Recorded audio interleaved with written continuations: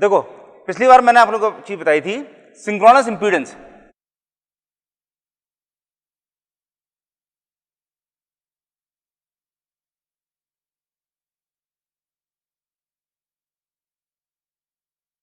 Synchronous impedance which is ZS, and this is equal to RA square plus XS square under root, और XS is equal to RA square plus XS की value क्या होती है, XL plus XA का whole square, ये होता है। तो this is basically synchronous impedance.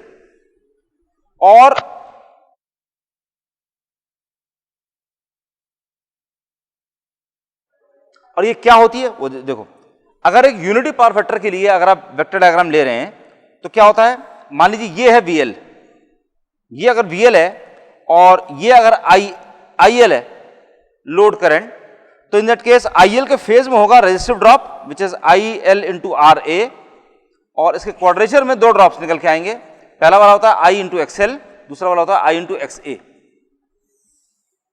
तो ये हो गया, दिस इज E, क्या बोलते हैं इसको, खाली E बोलते हैं ना, E नॉट, इसको E नॉट बोल रहा है वो, this known as E naught और EA, this is known as E naught, और यहां से आपका जो वोल्टेज है this is known as EA।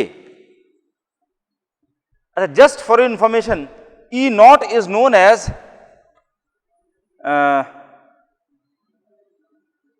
E naught is known as internal EMF। E naught internal EMF है कि इंटरनल EMF EA है, EA है internal EMF, this is no load EMF। No load EMF is E naught और EA is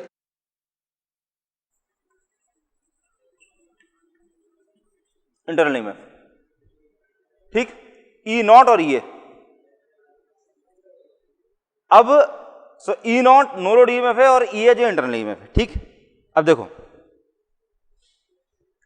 मतलब आप ये वाली चीज समझ सकते हैं कि जितना EMF बना था अंदर, टोटल EMF जितना अंदर बन के निकल रहा है, that is known as no load EMF। हालांकि उल्टा होना चाहिए, this should be called as internal EMF and this should be called as no load EMF, but whatever, जो भी ये टर्मिनोलॉजी फॉलो कर रहे हैं that's fine. EO is the no load EMF, इसको हम बोलते हैं नो लोड EMF, और इसमें से जब आप आर्मेचर रिएक्शन ड्रॉप जब माइनस कर देते हैं, then what you get is EA which is known as internal EMF। यार सीरियसली इसके अंदर कुछ गलती दे रखी है। नो लोड का मतलब क्या हो गया, नो लोड का मतलब ये हो गया, अगर आप इंटरनल EMF में से लोड की वजह से जितना भी लॉस हो रहा था वो अगर आप हटा दिए, तब उसके बराबर ये होना चाहिए, बट व्हाटएवर, अगर ये वाली चीज फॉलो कर रहा था हम ये वाली चीज फॉलो कर देते हैं, ठीक। अब इसको ZS का डिटर्मिनेशन करा जाता है, ZS निकालते हैं, जो सिंक्रोनस इंपीडेंस है, सिंक्रोनस इंपीडेंस कैलकुलेट करी जाती है, क्या इसकी वैल्यू है। लेबोरेटरी में दो तरीके होते हैं, एक होता है synchronous impedance method of determining the regulation निकालने के लिए दो तरीके होते हैं, सिंक्रोनस इंपीडेंस मेथड, और एक होता है जीरो पावर फैक्टर या पोर्टियर ट्रायंगल मेथड। वो आपके कोर्स में नहीं है, आपके कोर्स में खाली जीरो सिंक्रोनस इंपीडेंस मेथड होता है। इसके लिए आपको दो तरह के टेस्ट करने पड़ते हैं, ओपन सर्किट टेस्ट और शॉर्ट सर्किट टेस्ट। आपको इसके लिए निकालना क्या है, you have to find out regulation of an alternator using synchronous impedance method, ये निकालना है, ठीक है, रेगुलेशन निकालना है, और regulation using synchronous impedance method ये आपको निकालना है। तो इसके लिए आपके पास दो आपको टेस्ट करने पड़ेंगे। For this purpose you need to do two test, OC test, open circuit test, दूसरा क्या है, short circuit test. Open circuit test आप और भी कभी कराए आपने कि नहीं कराए, ट्रांसफार्मर में करा है, इंडक्शन मोटर में भी करा हुआ है, दोनों में सेम चीज है, बड़ा आसान चीज होती है। ओपन सर्किट टेस्ट के अंदर खाली ये वाला काम करते हैं कि आप ओपन सर्किट कर देते हैं। इसके केस में क्या है कि इसमें फील्ड करंट अगर आप कम ज्यादा करेंगे, ध्यान सुनो, ऑल्टरनेटर्स के अंदर अगर आप फील्ड करंट की वैल्यू कम ज्यादा करेंगे तो उसकी वजह से आउटपुट वोल्टेज पर क्या फर्क पड़ेगा, एनी आइडिया, फर्क पड़ेगा कि नहीं पड़ेगा, डेफिनेटली पड़ेगा। अगर आप फील्ड करंट की वैल्यू कम ज्यादा कर देते हैं, ये ध्यान से, ये वाली चीज हमेशा ध्यान रखिएगा, फील्ड करंट की वैल्यू अगर कम ज्यादा कर देते हैं तो फील्ड करंट के कम ज्यादा करने की वजह से उसका जो आउटपुट वोल्टेज है वो उसकी वैल्यू आप ऊपर नीचे कर सकते हैं, वेरी कर सकते हैं, ठीक। तो ओपन सर्किट टेस्ट के अंदर आप खाली ये वाला काम करते हैं कि देखो ऑल्टरनेटर का इक्विवेलेंट सर्किट डायग्राम क्या है, ये है, स्टेटर ये रहा और फील्ड ये रही, ठीक। इस फील्ड के अंदर जो आप सप्लाई दे रहे हैं वो एक एक्साइटर से दे रहे हैं, ये रहा एक्साइटर, इसमें से आप इसके अंदर सप्लाई दे रहे हैं। तो आपने बेसिकली क्या करना है, ये जो है J और K, this is the alternator field, this UVW, this is the alternator armature, ये ऑल्टरनेटर का आर्मेचर। तो आपको करना क्या है, इसके अंदर करंट की वैल्यू, फील्ड के अंदर जो करंट जा रही है उस करंट की वैल्यू कम ज्यादा करनी है। करंट की वैल्यू कम ज्यादा करने की वजह से इसका आउटपुट वोल्टेज कैसे वेरी कर रहा है उसकी ग्राफ प्लॉट कर दीजिए, दैट्स ऑल। इसके अंदर एक वेरिएबल रेजिस्टेंस लगा दीजिए यहां पे और एक एमीटर लगा दीजिए, एमीटर यहां कहीं भी लगा सकते हैं, जिससे कि इससे जो सप्लाई इसके अंदर दी जा रही है फील्ड के अंदर, उस सप्लाई को आप कम ज्यादा करिए, वेरी करिए, और उसकी वजह से कितनी करंट फ्लो हो रही है, this measures the field current IF। और इसमें ओपन सर्किट 2 पॉइंट खुले छोड़ दीजिए और यहां से लेकर के यहां तक के बीच में VL लाइन वोल्टेज नाप लीजिए, दिस इज बेसिकली VOC, इसे कहते हैं VOC, this is VOC। Open circuit test है, ठीक है ना, ओपन सर्किट छोड़ रखा है। वोल्टमीटर के इंटरनल कैरेक्टरिस्टिक्स क्या होते हैं, वोल्टमीटर जो अंदर से होता है वो क्या होता है, शॉर्ट सर्किट होता है कि ओपन सर्किट होता है, वोल्टमीटर अंदर से ओपन सर्किट होता है। वोल्टमीटर जो है अंदर से is a very high resistance, it consumes no current. तो बेसिकली आपने इन दोनों पॉइंट को ओपन सर्किट ही छोड़ रखा है, ठीक है, खाली ओपन सर्किट ही छोड़ रखा है। तो अब क्या हो रहा है कि ये जब आपने ओपन सर्किट इसको छोड़ दिया, उसके बाद में इन दोनों पॉइंट के बीच में आपने वोल्टेज मेजर कर दिया है, राइट। अब ये मेजर करने के बाद ये वाला ग्राफ IF वर्सेस VOC ये वाला प्लॉट करना है, वो that will come out to be something like this, IF field current अगर आप इधर लेते हैं, VOC इधर प्लॉट करिए, तो IF को बढ़ाने से VOC ऐसे बढ़ेगा, वोल्टेज वर्सेस करंट है, फ्लक्स है ना, फ्लक्स की वजह से this will be A parabolic curve, इस तरह बढ़ेगा। तो दिस इज OCC। अब दूसरा काम करिए, सब कुछ ये एज इट इज रहने दीजिए, खाली इन दोनों पॉइंट को शॉर्ट कर दीजिए और इसकी जगह लगा दीजिए ammeter which measures the current ISC, this is short circuit test, ठीक है। ऐसे में ये आपको मिलेंगे SCC, short circuit current. Short circuit characteristics का मतलब बेसिकली क्या है कि अगर आप फील्ड करंट की वैल्यू बढ़ाते चले जा रहे हैं तो ISC शॉर्ट सर्किट करंट कैसे कैसे बढ़ेगा, लीनियर वेरिएशन है, सीधे बढ़ता है। अब choose the normal value of field current और उस पे अगर आप ये करते हैं तो ये जो करंट की जो वैल्यू आई, let us call this I1, और ये जो वोल्टेज की वैल्यू आई let us call this V1, then ZS is equal to V1 upon I1, ये होती है।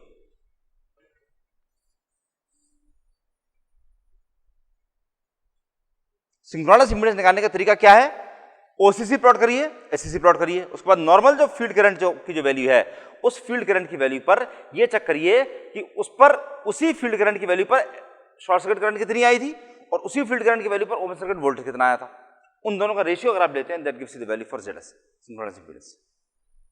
ठीक, इस तरह से आपको सिंक्रोनस इंपेडेंस की वैल्यू मिल जाती है।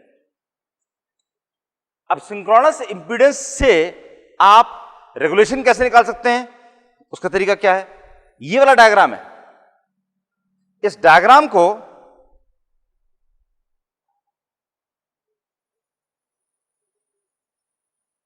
Well this is specific case जिसमें IL is in phase with VL। Normal case में क्या होगा, ये डायग्राम किस तरह का होगा, ये डायग्राम होगा इस तरह का, ये अगर VL है तो IL होगी ऐसी, ठीक, this angle is phi, load angle phi, तो इसकी वजह से ये करंट आएगा, दिस इज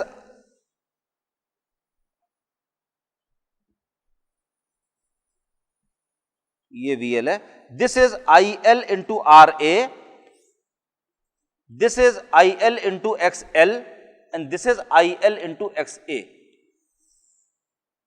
ये हो गया। इसी डायग्राम को अगर आप रोटेट कर दीजिए हल्का सा, फाई एंगल पर लेफ्ट साइड में, लेफ्ट साइड फाई एंगल से रोटेट कर दीजिए, तो ये डायग्राम आपको दिखाई कैसा देने वाला है। देखो ये रहा आईएल, पूरे डायग्राम को हमने फाई एंगल रोटेट कर दिया है, तो इसकी वजह से वीएल आपको दिखाई कैसा देगा। This is VL. ये रहा आईएल इंटू आर ए, और ये रहे दोनों आईएल इंटू एक्सएल और आईएल इंटू एक्स ए। दिख गया? डायग्राम दोनों दिखाई दे रहे हैं।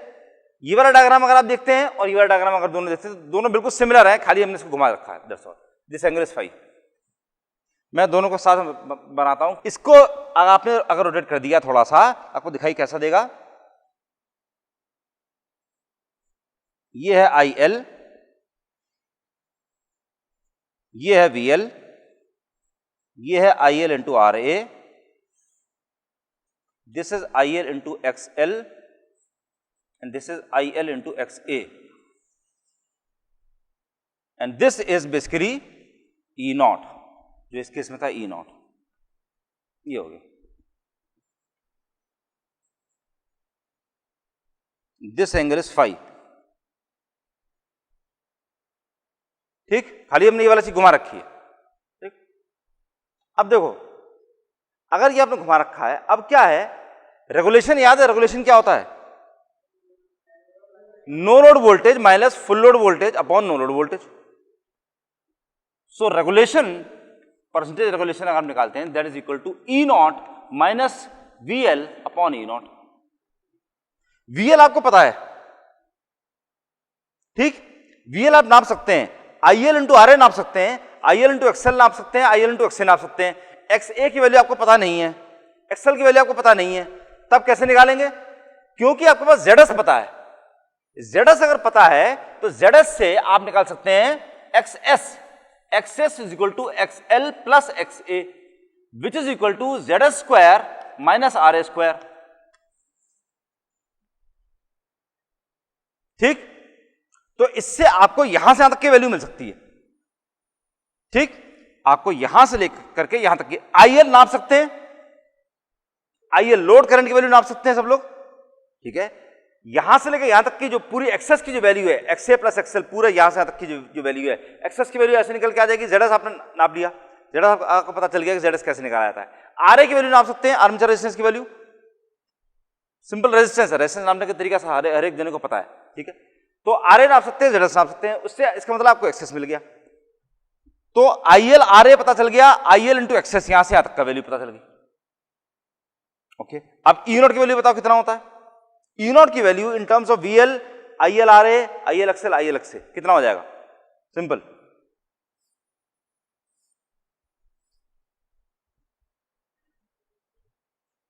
पाइथागोरस थ्योरम लगाइए ओ ए बी ट्रायंगल में।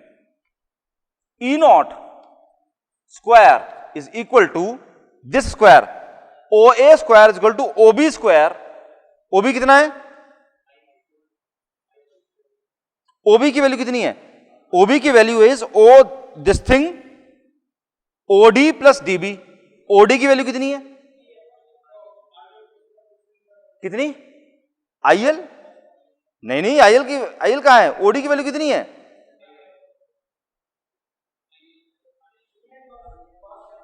V L cos phi, that's correct, VL cos phi. VL की वैल्यू आपको पता है, वीएल कॉस फाई। इसकी जो वैल्यू है ओडी की value, that is VL cos phi. This is equal to, और इसका ना इसे कर देते हैं ई, इसे कर देते हैं F. So E naught square is equal to OD square, नहीं, ओडी प्लस डीबी का whole square plus AF plus FB का whole square, AF plus FB का whole square. This the value for E naught square. ठीक, this is equal to OD की value कितनी आई? VL cos phi. So this is VL, मैं जरा इसको मिटा देता हूं यहां पर। So this is VL cos phi plus DB की वैल्यू कितनी है?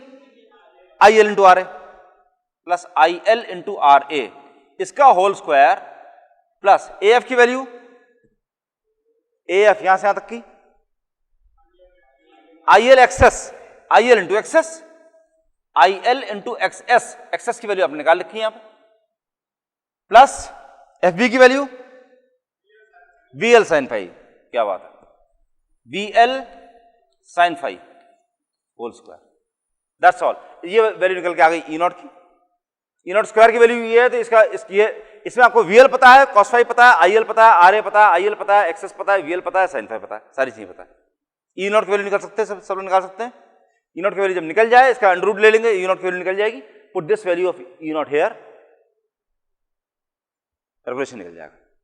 क्लियर, सिंपल सा तरीका है, कोई बहुत टफ नहीं है, खाली आपको ये डायग्राम में बस सिंपल ट्रिग्नोमेट्री लगानी कर रहे हैं, दिमाग कहाँ लगाया कुछ नहीं, पाइथागोरस थ्योरम लगा रखी है, V L cos five, we L sine five, ये दोनों चीजें तो ऐड कर दी, और ये एक्सेस की वैल्यू निकालनी थी, ये एक्सेस की वैल्यू आपने Z S minus R square से निकाल दी, ओसी से। बड़ा सिंपल सा, बड़ा आसान सा तरीका है, ठीक है। तो न्यूमेरिकल कर लेते हैं, हमारा जो यूनिट है वो खत्म हो जाएगा।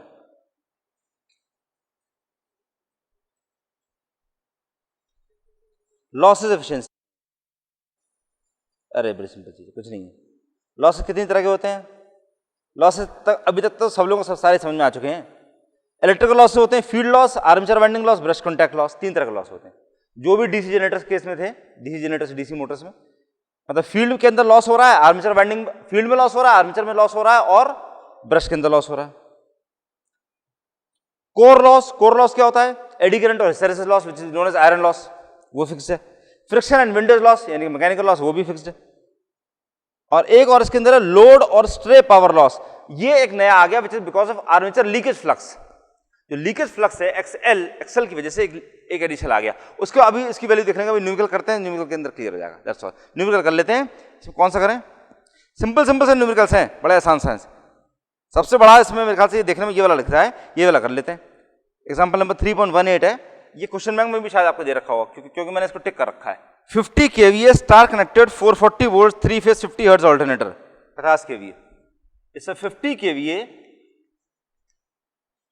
3 phase star connected 440 volts 50 hertz, 3 phase 50 hertz star connected 440 volts.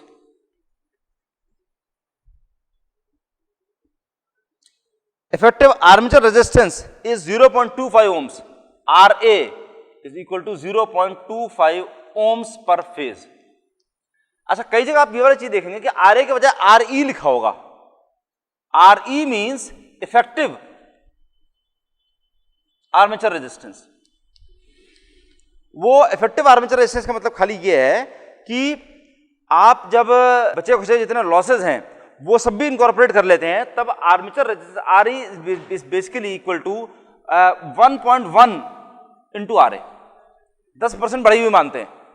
10% RA जो ओरिजिनल खाली नेट जो आर्मेचर रेजिस्टेंस होती है, कूल रेजिस्टेंस, उसमें हीटिंग इफेक्ट जब आप इंक्लूड कर देते हैं तो उसकी वजह से रेजिस्टेंस की वैल्यू हल्की सी इंक्रीज हो जाती है, 10% इंक्रीज मानते हैं। मतलब अगर नॉर्मल केस में 1 थी तो 1 की जगह 1.1 ओम्स हो जाएगी आर्मेचर रेजिस्टेंस की वैल्यू, दिस बेसिकली RE। तो खाली ये वाली चीज और कुछ नहीं, ठीक है। तो RE और RA जो भी वैल्यू है that is 0.25 ohms per phase. Synchronous reactance 3.2 ohms per phase. Synchronous reactance यानी कि XS is equal to 3.2 ohms per phase.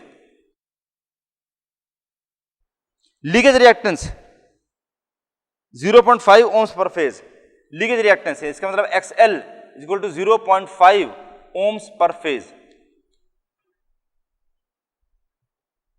Determine at rated load and unity power factor, तो पावर फैक्टर की value कितनी है 1.0 pf। Rated load कितना है 50 kVA। Determine क्या determine करना है, internal EMF EA, no load EMF E naught, percentage regulation on full load, value of synchronous reactance which replaces armature reaction, several things, ठीक है। EA देखिए, ऐसे न्यूमेरिकल्स के अंदर सॉल्व करने पहले सबसे पहले डायग्राम बना लीजिए, उसको फेजर डायग्राम या इक्विवेलेंट सर्किट डायग्राम, जिसकी चीज की भी जरूरत है, उससे आपका सब कुछ सॉल्व हो जाएगा बड़े आसानी से। अब देखो इसमें यूनिटी पावर फैक्टर है, इसका मतलब कैसा हो गया, ये हो गया, ये अगर VL है तो ये I इंटू RA है, ये I इंटू एक्स एल है, ये I इंटू एक्स ए है, यहां से यहां तक ये I इंटू एक्स एस है, ये I है, ये VL है, ये E नॉट है और ये EA है। ठीक,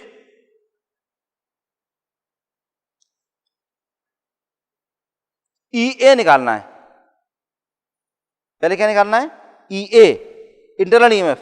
internal EMF is basically a, ये EA है। EA की वैल्यू क्या है? EA is equal to EA बराबर VL plus IRA whole square plus IXL whole square under root. Pythagoras theorem simple, VL plus IRA square plus IXL square इसका under root. ये अब बताइए इसमें क्या क्या चीज आपको दे रखी है? आरए दिया हुआ है, आरए दिया हुआ है, एक्सएल दिया हुआ है, एक्सएल भी दिया हुआ है, वीएल दिया हुआ है, 440 वोल्ट दे रखा है, लाइन वोल्टेज ही है, आई दे रखा है, आई निकालना पड़ेगा। तो सिंपल 50 केवी है, 440 वोल्ट है। 50 केवी अगर आप मान रहे हैं, 3 फेज 50 केवी हो गया, तो इसका मतलब क्या हो गया? 440 वोल्ट्स। अगर 440 वोल्ट तो फेज वोल्टेज कितना हो जाएगा इसका? Phase voltage 440 by root 3, V phase equal to 440 by root 3। ठीक, इसकी वैल्यू कितनी आ रही है? 254, 254 वोल्ट ये आ गया। और full load current, current I की वैल्यू कितनी हो जाएगी? 50 KVA, 50,000 divided by root 3 into V phase, नहीं रूट 3 अगर कर रहे हैं तो आईएल ही ले लेते भाई।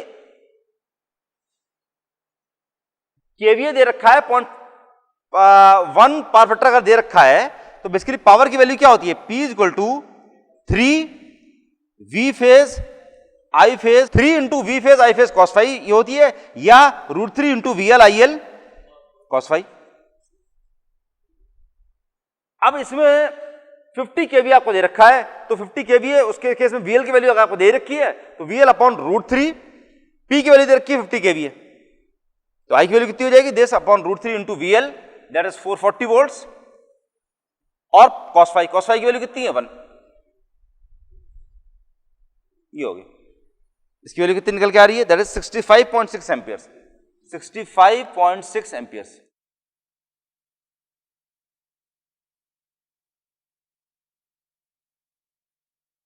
आई VL क्या? VL पता है। ये VL हम यहां पर जब बात करते हैं तो हमेशा फेज वोल्टेज की बात करते हैं। This is basically V phase की तरफ फटाफट, ये फेज वोल्टेज है, फेज वोल्टेज में 254 वोल्ट होगा। तो V phase plus IRA plus IXL सब आपने चीजें निकालनी, ठीक है। अब E नॉट निकालना है, E नॉट की वैल्यू कितनी हो जाएगी ये बताइए? E naught VP plus IRA का होल स्क्वायर प्लस IXS का होल स्क्वायर, तो this is equal to VP plus IRA का whole square plus I into XS का होल स्क्वायर इसका अंडर रूट। VP पता है, I पता है, RA पता है, I पता है, IXS पता है, XS पता है, सारी चीजें पता है, तो EA और E नॉट दोनों चीजें आप निकाल सकते हैं। परसेंटेज रेगुलेशन का फॉर्मूला अभी हमने देखा था ऊपर, ठीक है। VL cos phi plus IL